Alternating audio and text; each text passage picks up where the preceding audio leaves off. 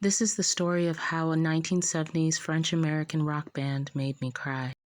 I am Nana Kay. I am the author and creator of the Resonant Voice Collection. I write poetry, I write think pieces, I'm working on fiction as well, in addition to other items that I'm adding to the collection to outside of writing. But recently, there was a song that was playing in my mind, and I think it was a couple mornings ago, I decided to just play it.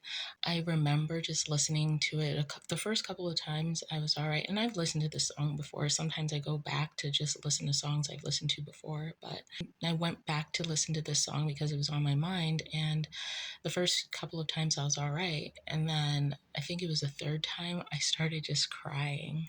I started to think about so many of the people who haven't really had the chance to experience the beauty and joy that life can bring. And I started crying and not knowing the history of the song. It was until I read the comments, and of course I was listening to it via YouTube, but I was reading the comments, and then someone talked about how it was a good song even though the history of it is messed up. So go ahead and read through it, because that is definitely not what I was expecting. I just wanted to share how interesting it was, just the fact that I didn't know the history of the song, and yet those were the thoughts that were running through my mind, and it wasn't that far off from what this song was inspired by. It wanted to depict um, this alternative reality where essentially everything is fine, where everyone is celebrating life, um, and just enjoying all that life has to bring.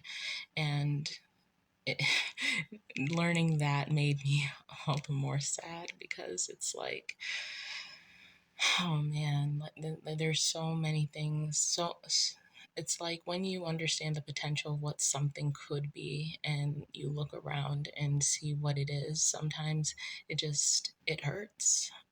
You see so many people experiencing so much pain, um, and having to go through so much alone. And it just makes you sad, because it makes it makes them feel like they don't have a place in this world. And part of the reason why I even wrote my first book, Shades Drawn Back, as part of the Resonant Voice collection, was because I was noticing these things. The fact that it felt like we were just making it harder for each other to find a place in this world. So I just wanted to share that. I wanted to share just the fact that I guess how powerful music can be, but then also just as a 2 cents of reflection, that I feel like sometimes when people give up on life or want to find an escape from this life, it's really going back to the fact that they feel there is nothing left really keeping them here. There's no place they really feel like they belong. And it's that sense of belonging, I feel, that is very pivotal for us to protect when it comes to preserving our humanity. So, yeah, just my thoughts.